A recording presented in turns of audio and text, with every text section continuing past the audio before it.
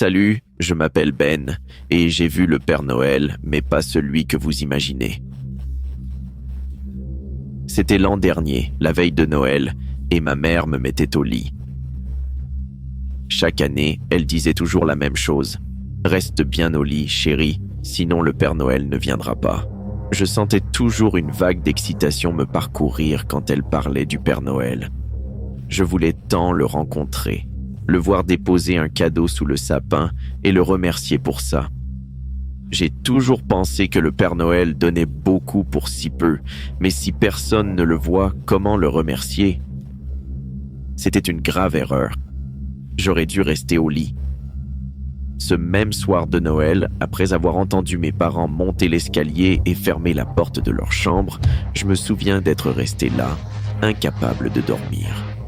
Ou plutôt, je refusais de dormir. Au lieu de dormir, j'imaginais le Père Noël, sa grande barbe blanche flottant dans le vent neigeux, son costume rouge brillant au clair de lune, ses yeux étincelants de cette joie de Noël qu'on dit infusée dans ses cadeaux. C'est lui qui donnait vie à mon enfance quand la neige tombait et que l'école se terminait. J'ai 12 ans maintenant. Tant de choses ont changé. Durant la nuit, quelques petits coups et craquements se faisaient entendre ici et là. Rien d'inquiétant.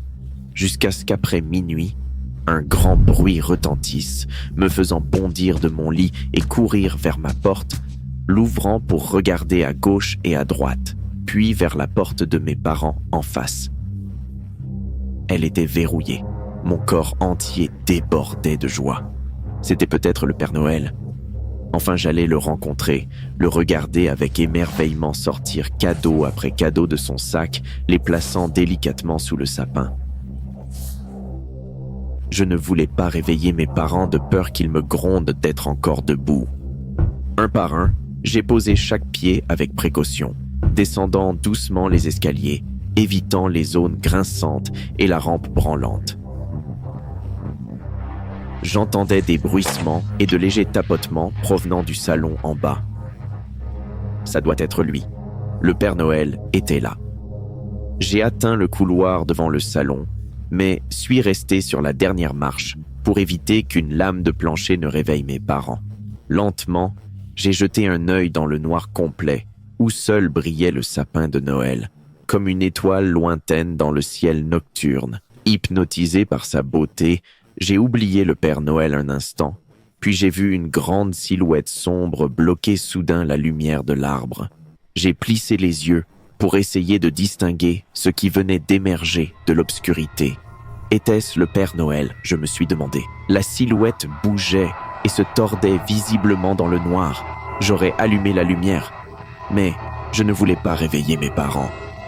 Mais ce n'était pas nécessaire. La lumière du sapin de Noël se mit à briller plus fort derrière la silhouette sombre, bien que sa lueur blanche soit devenue rouge velours, révélant un grand homme portant un immense manteau rouge avec des rayures noires dans le dos. C'était le Père Noël, pensai-je avec excitation. Je me souviens avoir pensé qu'il valait mieux chuchoter son nom pour attirer son attention. Père Noël, psst, Père Noël. Soudain, la silhouette sombre cessa tout mouvement. Au lieu de cela, elle tourna lentement sa tête vers moi. Père Noël, mes yeux s'écarquillèrent d'horreur tandis que je fixais ses yeux passés du blanc à une lueur rouge sang. Sa bouche s'ouvrit en un rictus, dévoilant une large rangée de dents luisant dans l'obscurité.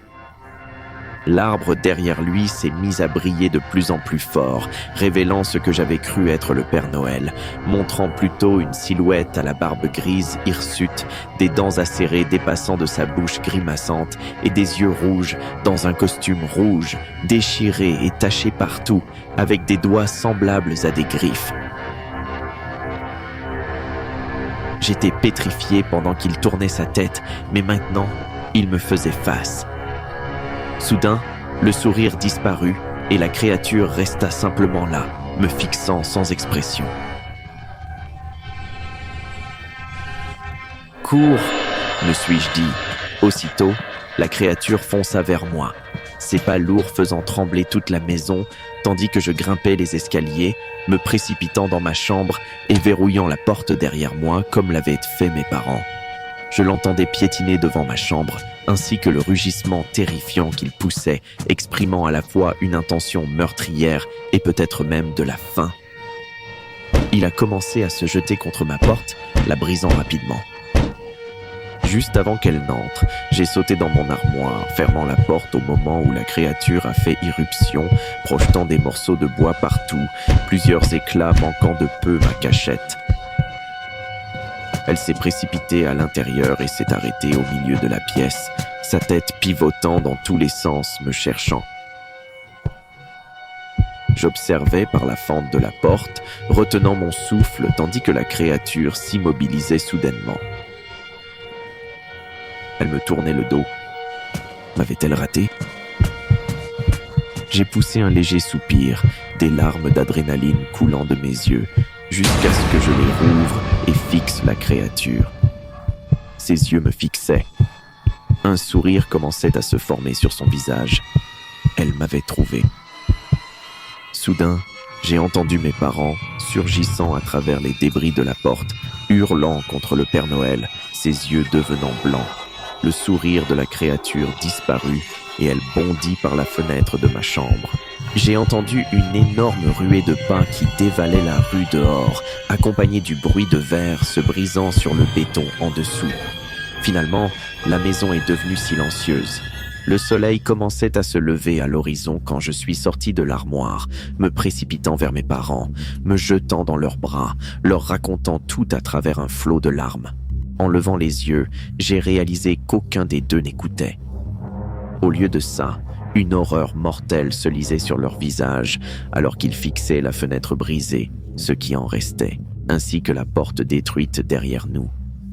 Puis, ils se sont tournés l'un vers l'autre, alarmés. D'un coup, ils m'ont fait descendre les escaliers en courant, déboulant dans le salon, allumant les lumières derrière eux. Tous les trois, nous sommes restés stupéfaits sous le sapin.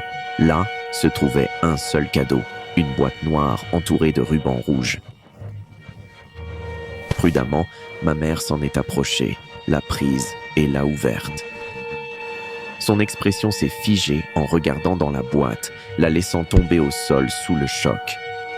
La boîte ouverte a atterri avec l'intérieur maintenant visible pour mon père et moi. À l'intérieur, il y avait un X rouge et un mot qui disait « À l'année prochaine, joyeux Noël ». J'écris ceci cette même année suivante et c'est la veille de Noël. Noël est généralement un temps d'amour, de paix et de bonheur, où chacun partage des cadeaux et mange un grand repas ensemble. Je ne vais pas mentir, j'ai pris ce job de Père Noël au centre commercial car j'avais besoin d'argent, mais voir tous ces enfants souriants m'a rendu bien plus heureux que prévu. Dans ces moments de joie, je ne pensais pas que ma vie était en danger. Je n'aurais jamais cru rencontrer quelqu'un qui n'aimait pas Noël. Cette journée ressemblait beaucoup aux précédentes que j'avais passées au centre commercial. Les enfants quittaient leurs parents quand ils étaient à quelques pas de moi pour rejoindre la file d'attente. Aussi joyeux soient-ils, ils me demandaient tous la même chose. Un vélo, une console de jeu ou une maison de poupée. Des choses que les parents pouvaient acheter dans ce même centre commercial. Bien sûr, certains enfants demandaient des choses bizarres. Je me souviens ce jour-là, un enfant m'a demandé un dinosaure vivant pour l'élever dans son jardin.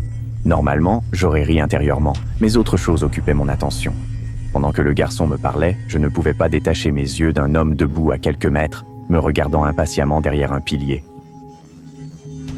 L'homme était très grand et mince. Ses yeux étaient minuscules, si petits qu'ils semblaient se perdre dans son visage immense et cratérisé. Bien qu'il était clairement là, il me regardait comme si je ne le voyais pas. Au début, j'ai cru que son regard était rempli de haine. Mais en y regardant mieux, j'ai réalisé que ce n'était pas ça. Il était anxieux et impatient. Mais pourquoi? Que voulait cet homme de moi? Père Noël, tu m'écoutes? Oh, je suis désolé, mon garçon. Bien sûr. Que veux-tu d'autre? Je veux aussi une grande grotte pour garder le dinosaure. J'étais si distrait que j'ai oublié que j'étais encore avec un enfant. Quand j'ai fini de l'écouter et relevé les yeux, l'homme derrière le pilier avait disparu. J'ai regardé autour de moi et il semblait être parti. Quelques heures plus tard, j'avais terminé mon service et j'allais me changer. Vous êtes-vous déjà demandé ce qui se cache derrière ces portes du centre commercial réservées au personnel autorisé? À l'intérieur se trouvent des couloirs reliant tous les magasins ainsi que des toilettes privées et des zones d'entretien. Je suis entré par l'une de ces portes et me suis dirigé vers un vestiaire pour me changer. Je me suis assis pour retirer ma fausse barbe de Père Noël, mais avant d'y parvenir, quelqu'un a ouvert la porte. C'était l'homme qui m'observait plus tôt. Il regardait par l'entrebâillement, m'épiant comme il le faisait auparavant derrière le pilier. Timidement, il est entré et a fermé la porte, me fixant toujours avec un regard à la fois obsessionnel et craintif. « Hé, qu'est-ce que tu fais ici? C'est réservé au personnel autorisé. Tu travailles ici? Salut Père Noël. C'est d'ici que tu viens avant d'aller au pôle Nord? Quoi? De quoi tu parles? Tu crois que... Tu n'as pas encore entendu ce que je veux pour Noël. Quand il s'est approché, j'ai remarqué plein de détails qui m'avaient échappé. Ses vêtements étaient pleins de condiments, ses cheveux mal coiffés et son regard, je connaissais ce regard. Je l'avais vu de nombreuses fois. C'était le regard d'un enfant. L'homme se comportait comme un enfant. Avant que je puisse tirer d'autres conclusions, l'homme s'est assis sur mes genoux sans me laisser le temps de réagir. Une fois sur moi, il a lentement approché son visage du mien et a commencé à parler. « Je suis désolé d'être venu jusqu'ici, Père Noël. Tous les enfants me regardent toujours bizarrement dans la file. En plus, je voulais t'avoir rien que pour moi. Oui, je comprends. Bon, qu'est-ce que tu veux pour Noël? Je savais que beaucoup auraient riposté. D'autres auraient fui, pleuré ou fait n'importe quoi sauf jouer le jeu. Mais quel choix avais-je? Je n'avais jamais été dans une bagarre de ma vie. Il était clairement bien plus imposant que moi. Et pour couronner le tout, il était complètement fou. Je ne savais pas de quoi il était capable. Pour ce Noël, je veux quelque chose de bien mieux que tous les autres enfants. Je veux plein de vélos. Je veux un robot. Je veux aussi une télé. Pendant qu'il me parlait, je ne pouvais que retenir mes larmes. J'étais terrifié pour ma vie. Pour l'instant, j'avais tout sous contrôle, mais qui sait comment cet homme pourrait se comporter? Et si tout cela était un mensonge?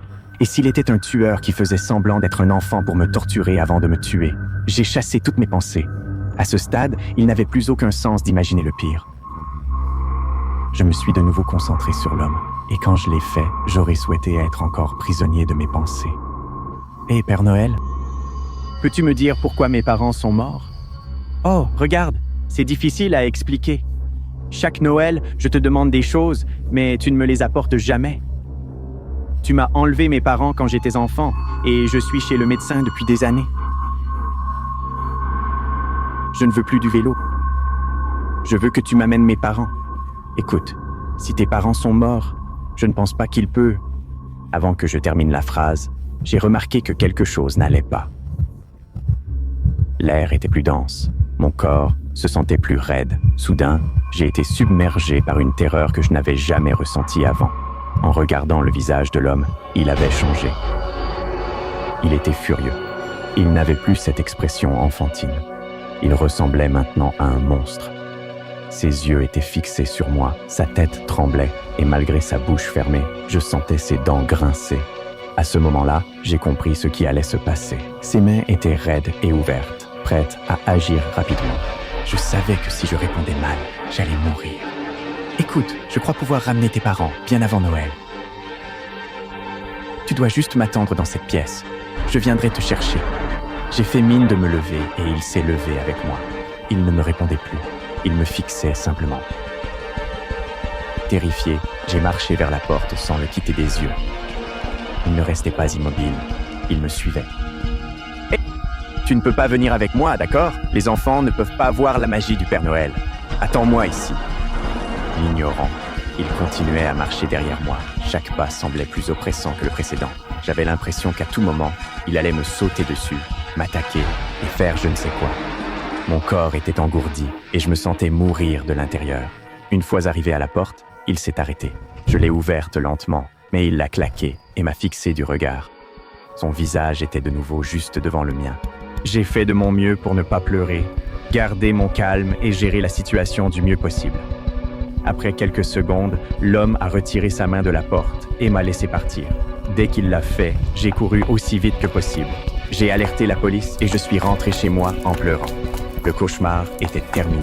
Le lendemain, j'ai demandé aux policiers du centre commercial ce qui s'était passé et il m'a tout raconté. Quand ils sont arrivés dans la pièce, il était là, à attendre. Il n'a opposé aucune résistance et a été arrêté. Peu après, il a été emmené à l'hôpital psychiatrique voisin, d'où il s'était échappé après avoir tué un garde. Pendant qu'on l'emmenait, il a juste demandé si le Père Noël lui avait menti. Comme les policiers ne lui ont pas répondu, il a grimacé de colère et a continué à marcher.